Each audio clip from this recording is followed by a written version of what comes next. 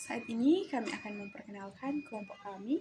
Saya sendiri Dina Gerum dan ada dua teman saya. Yang pertama ada Amabel Lumentut dan yang kedua ada Efrianto Takdum.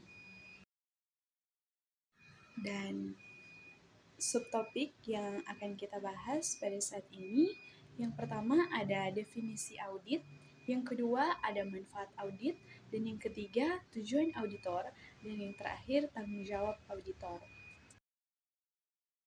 Saat ini kita masuk pada definisi audit.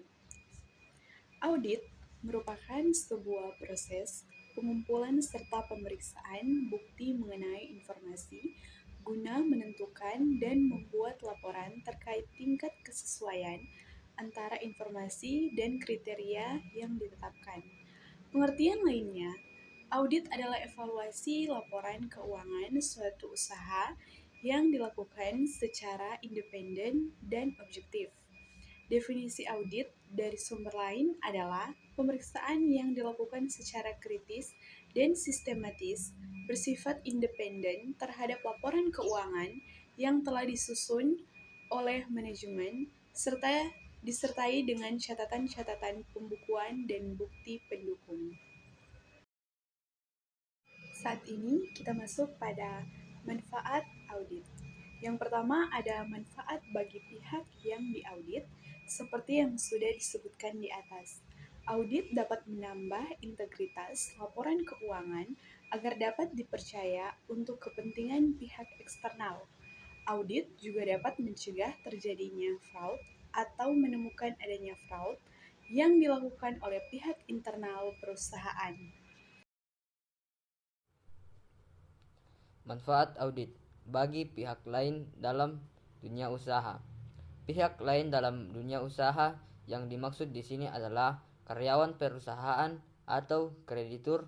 Audit dapat memberikan dasar yang lebih meyakinkan para mitra dan kreditur untuk mengambil keputusan dalam pemberian kredit usaha. Tidak hanya itu, audit turut membantu dalam memberikan dasar lebih meyakinkan pada perusahaan asuransi untuk menyelesaikan atas kerugian yang diasuransikan. Manfaat bagi pemerintah atau pihak lainnya. Audit dapat memberikan tambahan kepastian yang independen mengenai ketelitian pelaporan keuangan sebagai dasar pengenaan pajak.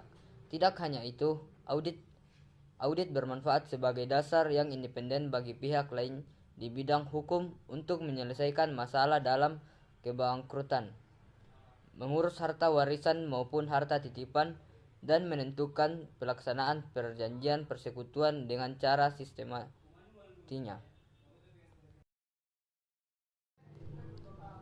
3. Tujuan auditor. Memastikan kelengkapan.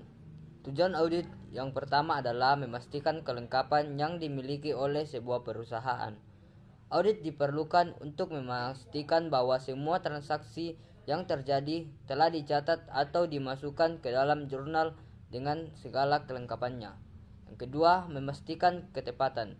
Audit bertujuan memastikan semua berjalan dengan baik dan sesuai aturan yang berlaku.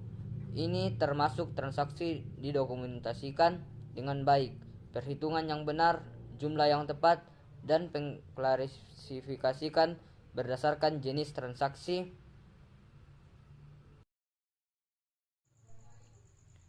Membuat cut-off. Tujuan audit yang tak kalah penting adalah memastikan bahwa semua transaksi yang dekat tanggal neraca dicatat dalam periode yang sesuai. Tanggung jawab terakhir seorang auditor adalah melakukan peninjauan ulang pada laporan keuangan.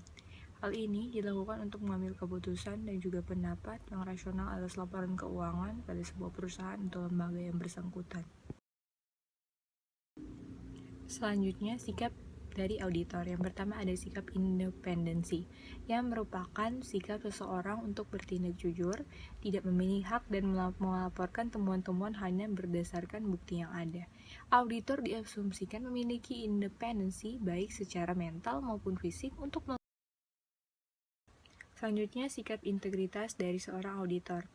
Integritas seorang auditor ditunjukkan dengan kemampuan mewujudkan yang telah diyakini kebenarannya tersebut ke dalam kenyataan dengan nilai-nilai kejujuran. Integritas mempengaruhi kualitas audit, di mana semakin tinggi integritas auditor, maka semakin berkualitas audit yang dihasilkan.